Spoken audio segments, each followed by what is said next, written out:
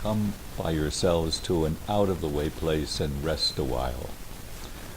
Last Sunday in the Gospel of Mark, Jesus sent out his disciples 2 by 2 to proclaim his message and to cure the sick.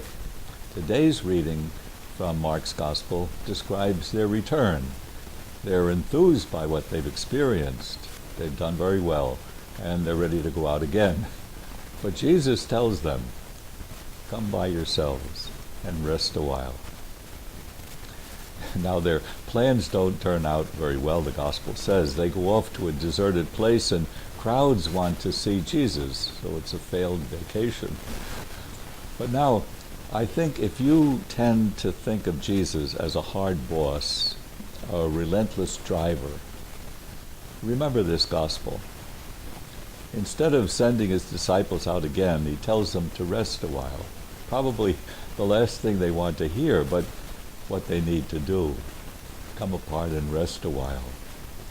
That's a call for balance in life. A balance of doing and resting, of work and leisure. Hard balance to keep, especially today, I think.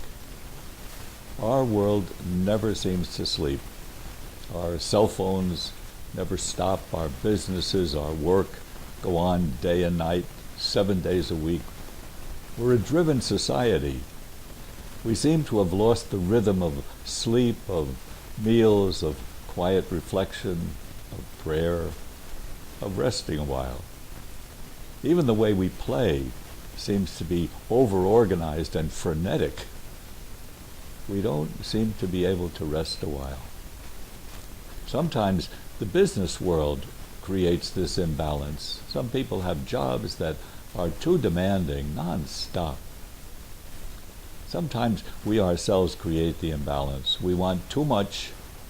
We want to do too much. We don't want to stop and rest a while. But we're not machines. We're human beings, and human beings need to rest a while.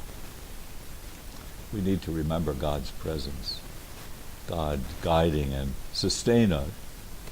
God needs us to remember that we hope in him. There's a beautiful poem by the French poet Charles Péguy called Sleep, Sleep. In the poem, God talks to someone like us. He says, do you think I can't handle things without you?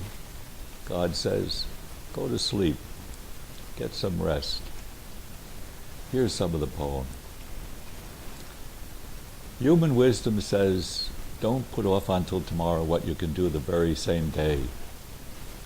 But I tell you that he who knows how to put off until tomorrow is the most agreeable to God.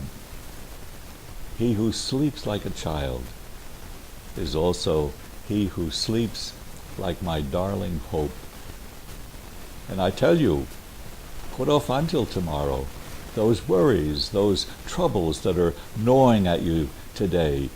Put off until tomorrow those sobs that choke you when you see today's unhappiness, those sobs which rise up and strangle you.